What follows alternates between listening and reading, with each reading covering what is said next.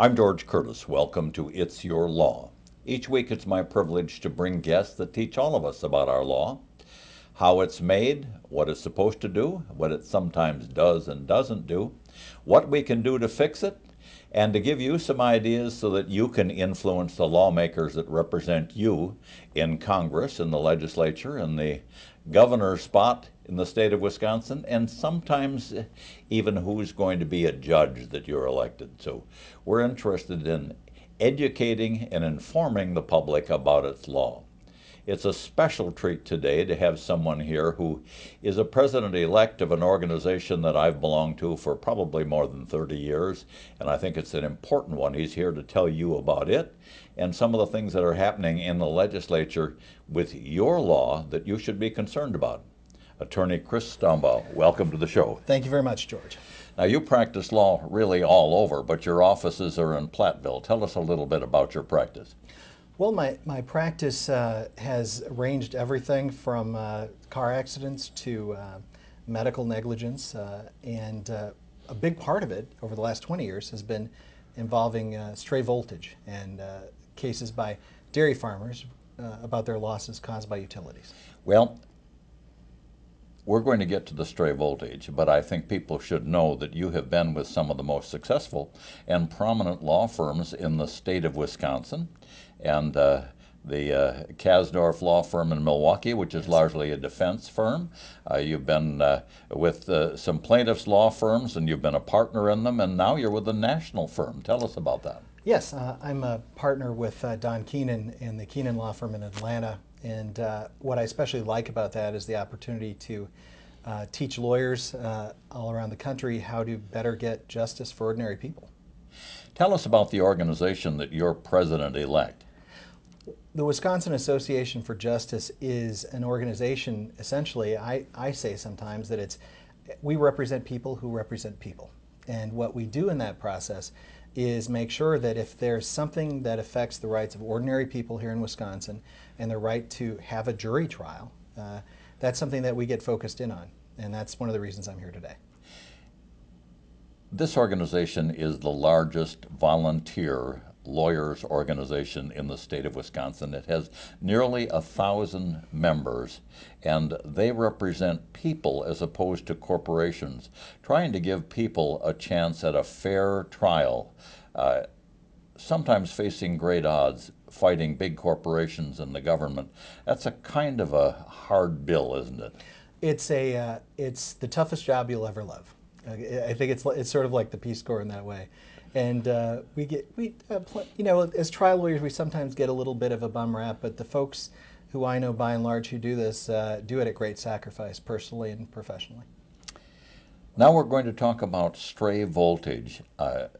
Being raised on a farm, I know a little bit about it, and you've specialized in representing primarily farmers who've been victims of stray voltage that has the capability of wiping them out. Explain stray voltage and why we should care. Well, we should care about stray voltage because agriculture is still, in fact, part of the backbone of this state. And it's hardly ever a situation where only a farm is affected. It affects the entire community. I like to say, and I've said before and written in some newspaper articles about this to help inform the public, that no farm is an island, okay? Because they're agribusiness. Sometimes they'll have 50 or 100 cows, sometimes up to 2,000 or 3,000 cows. But the most important thing to remember about this is everyone is interdependent in these small farming communities. The banks, the school system, the feed dealers, everyone depends on everyone else. And if farmers lose the right when they're devastated by something like stray voltage to bring a claim, that means that the whole community loses, because ultimately the only recourse for farmer in that situation is bankruptcy. And we shouldn't have that be the law of this state. I want you to explain how stray voltage can happen and how it works and the effect on the animals, and then of course the chain reaction on the business, the farm, the family, the school, the bank, Yes. And everything else. But what is stray voltage? Well, stray voltage is sometimes called neutral to earth voltage, and what it is ultimately it's a form of electrical pollution, okay? And it's part of the design of many of our power systems and grids in Wisconsin, where amount of current starts going into the area where the cows are, where it's not necessarily supposed to be. And because of really, if I can back us up a little bit to the 1930s, okay, that's when these power lines, many of which that we rely on in Wisconsin, were originally put up. Many of these lines remain unchanged since the 1930s. And the problem is that as they degrade, a lot more of the electricity, instead of returning back to the power company in the circuit on the wire, actually is returning through the earth. And that's where we're having the problems in 2013 primarily. And so when this stray voltage is out in the earth, I suppose it can travel through things in the barn like wet concrete, and eventually it gets to the animal. Yes. And the animal doesn't understand it. It took us 30 years to understand it.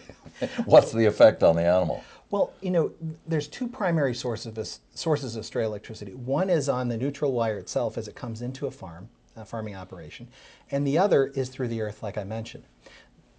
Bessie, the cow, does not care whether she's getting shocked by one versus the other. She's getting shocked and she doesn't like it. And how that affects the animal is they don't want to drink if they're getting shocked when they drink. They have certain behaviors, or the cows behave oddly in ways that are only consistent with getting shocked. So we do know if there's an electrical presence, if it's causing a problem often, but they don't want to drink or eat. It can affect reproduction, and in a very significant way, it even can affect, we believe, the immune systems of the cows, so that they are much less able to fight off disease. This first segment went real fast, Chris, and we're going to have to take a break. When we come back, we're going to take it one step further. What happens when an entire herd has been affected by stray voltage? We'll be right back. Welcome back to It's Your Law. Attorney Stombaugh and I are talking about one more effort by the insurance industry, while on the one hand convincing people to buy a lot of insurance and corporations to buy a lot of insurance, try to make sure that you can never collect on it. And this is something that has not yet passed. So it's important that people understand and get to their elected representatives and say, stop, this doesn't make sense. This isn't good for Wisconsin. It's not good for anybody but an insurance company. Well, the thing that has come to light in meeting with our assembly members, and particularly from these rural districts, across party lines, they're quite concerned about this bill and the effect that it's going to have on the dairy community generally. And so that's exciting. I think that there's a lot of opposition to this bill, which has been fomenting for a while. What do you recommend people who see this show and say, I agree with you? No matter what political party, I agree with you. What should they do? I think they should call their local representatives, their state assembly person, and also their state senator, and say no to AB 257. It's AB 257 is the stray voltage bill, but it's the only stray voltage bill out there right now, so if they just call it that, it'll be fine. But we would be remiss, Chris, if we didn't tell them that already a lot of damage has been done to their rights as citizens to get into court and get a fair shake. And there's even more legislation pending to make it worse. What are some of those bills? Well, we have been looking at various bills, some of which we are working with the legislature to make better for folks. So even though we have essentially a one-sided legislature at this time, which that's democracy, they have been willing to listen in terms of, for example, like the lemon law. Okay, the lemon law has been largely preserved, even though there was a bill to knock it out, and other issues relative to informed consent of patients, whether patients should be aware of their options. That is still before the legislature right now in the state Senate. So there are many different bills that are at different stages that we need to take a look at. The asbestos bill, which makes it so much more difficult for families that have been afflicted by this horrible, horrible disease to be able to have their day in court, essentially. And many things have been proposed which actually don't even come from Wisconsin. These are bills which are drafted by special lobbying groups and PACs in like such as a pack called ALEC, ALEC, and the Koch brothers, who many of your viewers will be familiar with, and they come to us whole, these bills, and then they just want them rubber stamped by Wisconsin. But this is not what Wisconsin is about. Wisconsin is a progressive, forward-thinking state of pretty smart folks, and we don't fall for anything.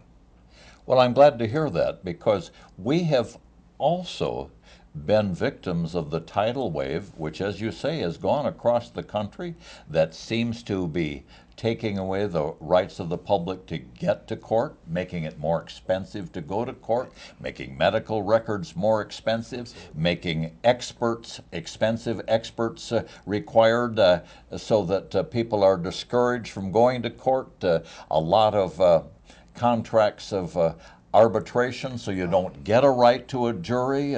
Legislation that was recently passed that if a mishap happens to grandma in a nursing home, nobody can come and testify about it in a criminal or a civil case. That's right. Some things in terms of even if a doctor admits he made a mistake and cut off the wrong leg, that can't be used against him. Right. The sorry legislation. There has been a tidal wave, it seems to me, of this pro-corporate, anti-citizen legislation that basically, if it goes any further, will take away the Seventh Amendment, the right of people to have a jury of their peers decide justice. That's my feeling. What's yours? Well, I couldn't agree with you more, but for all the same reasons and then some. Because the jury system is all we have. That is all we have that is totally unaffected by political giving. It should be. Okay. And that is where a person can come into their local community and have a jury of their peers decide the truth about what happened and who is accountable for it. Without that, there's no limitations on what can happen, what corporations and insurance companies can do to folks. And we need that sort of balance. And the jury system has provided that. And we need judges, appellate and Supreme Court judges, who also stand up for the independence of the judiciary relative to our state constitution and our federal constitutions to protect our rights.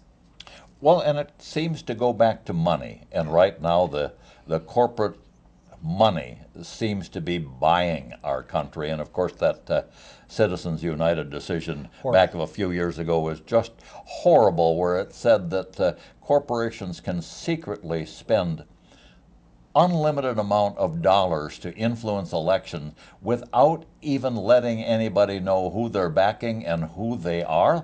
That just doesn't give the ordinary citizen a chance at all, except the jury. Right. The jury is all we have, essentially, that where we can have people make a decision about what they feel is right. But what these bills continuously do is erode the power of a jury to make a decision. All a cap says is that it doesn't matter how much harm has actually occurred. You are limited in compensation, and you're limited in a jury making a decision about what actually happened. And often the jury isn't even aware of those caps. Well, that's a good point. You know, when we try a case to a jury, they answer specific special verdict questions, and we cannot tell them the effect of their answers. And so all too often, I'll admit I've had the experience that a jury thought they awarded my client $500,000, but really they just answered that question, that my client was injured $500,000. Because of their answer a different question, my client didn't get a dime. Oh, it's a very misleading thing that people should know, that if you're answering questions, you will answer the questions based on fault, and then you will decide the percentages of fault. And if you find more than 50%, for example, in a two-party case, on a fault is on the plaintiff, and then you go and make the decision about how much harm was done, that last part of what you're doing is totally meaningless. It's really a deception on the jurors. In fact, there have been bills in many states which require the jury to know the effect of their verdict to make sure that they aren't being led down the primrose path. Well, the insurance companies that we're kind of picking on at the moment, they don't want that particular change made in our law. They don't want the juries to know the effect of their decision. Oh, absolutely not. They would like to have, I mean, the insurance industry prevails when a case is made unnecessarily complex, confusing, or misleading. Okay. Or expensive. Oh, yes. And Yeah. expensive. One of the recent changes in the law, the Daubert rule, of course, makes every case more expensive. And now it seems that one company has a monopoly on all of the medical records in the state, and they've just gone up in price 10 times. It just means the average citizen can't afford to go to trial. They need the medical records. Well, thanks for bringing this back to stray voltage, because the Daubert law that was passed had been backed for several years by the utility industry. This is a Christmas gift to them. And so if we are trying that kind of case, I have to prove my case scientifically before it can even get to a jury. Now you may say, well, that's fair. Okay, I can accept that argument to a certain degree. But here's the thing. With this new law that they're trying to pass, the utilities and their insurers are trying to pass, even if I prove my case scientifically, I still can't get to a jury. That's sick and it's wrong, and it shouldn't happen in this state. And it's a case that money wins again. Little people get little justice. Unfortunately, that's true. I admire so much what our organization is doing, and people like you who will take a year of their lives to go out and carry the message. I'm privileged that you are here on the show. Thank you very much, Thank Chris. you so much. I really appreciate it. And thank you, ladies and gentlemen.